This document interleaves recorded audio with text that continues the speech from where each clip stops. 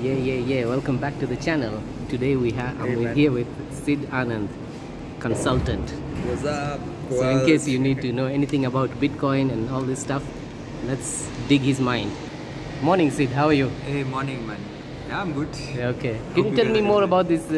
What is it called? D-Fund? D-Bull? Decentralized Finance Fund. Okay. Right? So, just to give our audience a brief synopsis of what I'm sure a lot of them already know. With Bitcoin and Yeah, I've heard of Bitcoin. It's yeah, like a that was the very first coin that was created, right? Okay.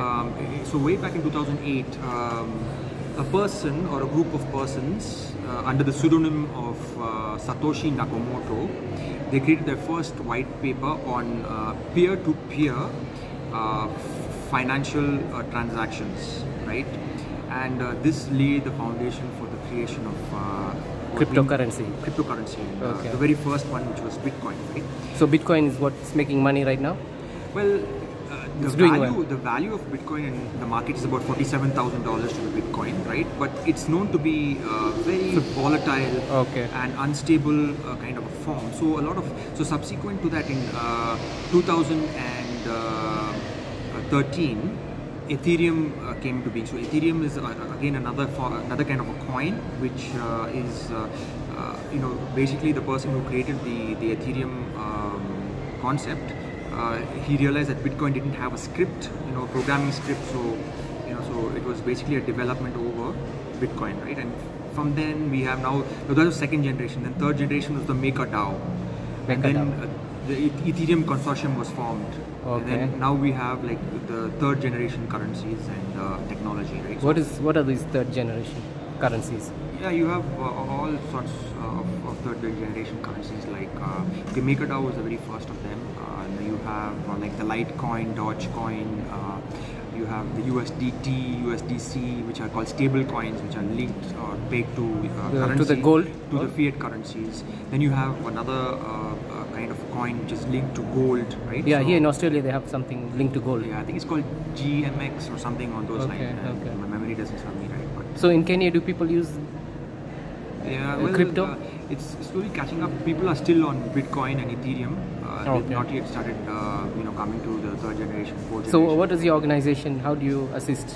So DeFi Bull Fund is essentially an investment organization that will help you invest your either fiat currency or cryptocurrency. What is fiat? So fiat currency is like the Kenyan shillings, the US dollar, pound, sterling, euro, etc. Okay. Nation state currencies are otherwise known as fiat currency. So we either help convert that into crypto and then invest it. So what we are personally going to be investing in is Indian startup cannabis companies, right? So why cannabis is because the non-high version, because people always know it as being the CBD one. Exactly, CBD oil, medicinal one. A host of other medicines and the hemp industry. Exactly. So right. So that's what we are going to be investing, our investors' money in to make them good returns. Because we know that in the next 10 years. So if you're a investor in Kenya, how do you gain from your services?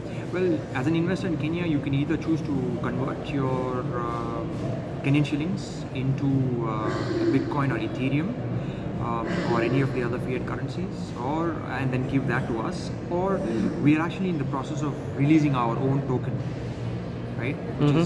Which is going to be called the Bull Run coin or the Bull Run token. Yeah. Okay. And you can use it across the globe. Yeah, so basically when you invest your monies with us, we will give you coins in return, right? Like giving shares to shareholders. When you invest in a company in the Is it physical or just some it's digital. It's a digital token. Digital token. But it's secure, it's transparent, Okay. What is this blockchain thing? So basically blockchain is a technology, right? It is a database of continuously growing what we call blocks. Right? It's a continuously growing chain of records, right? Which are connected and secured using cryptography, hash cryptography. So who owns it? It's not owned by anybody. That's the whole point of decentralization. No singular. See, the whole point of cryptocurrency and decentralization is about taking the power out of the hands of the middlemen and putting it into individual, taking back the power for yourself. So in that sense, it's a truly democratic kind of a technology. technology and setup. Okay, so it's secure. Yeah, absolutely. And where does it sit? Somewhere in the cloud. It sits in the cloud. Yeah, it sits in the cloud. So basically, and of course, you do have a server, some server yeah. sitting in a server room is the cloud. But who owns that server room, or it doesn't matter? Well, it's across like all the servers. Yeah, exactly. Like Amazon, Facebook, Google, all the different providers. Yeah, but you the see, Silicon the 6. The biggest difference is you have depend for those certain services like you mentioned, like Amazon or Google. They're the ones who own the infrastructure that the services they provide off on that infrastructure, right? Okay. So that is a corporatized structure, but this is truly like nobody owns. Like everybody around the world has visibility and accessibility to whatever is happening on the blockchain. Okay. Right. So there's no manipulation, no fraud. Yeah, exactly. That's the whole philosophy. There's no stealing of funds. Exactly. Or inflation. So if I was to invest like $1,000, yeah, when do I get returns? Or so you see, like it's like putting in the physical world, right? When you invest in a company and you have shares of the company, right? The shares are valued at a certain cost, right? Okay. So you buy in for that cost that you're buying in for, and then you either make back your investment in terms of dividends, okay, or in terms of appreciation of share price, right? Okay.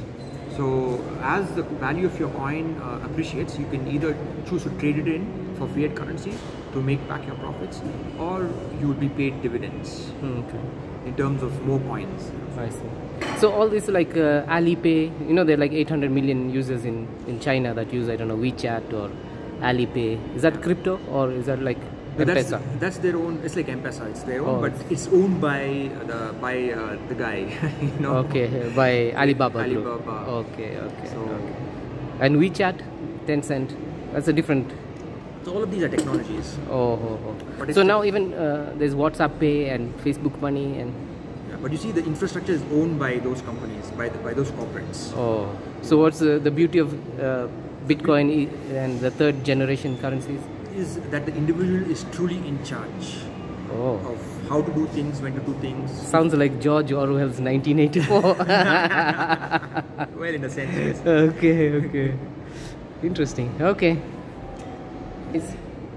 And there we have it. If you have more questions, we can ask Sid to come back on the channel as we have more coffee. Yeah.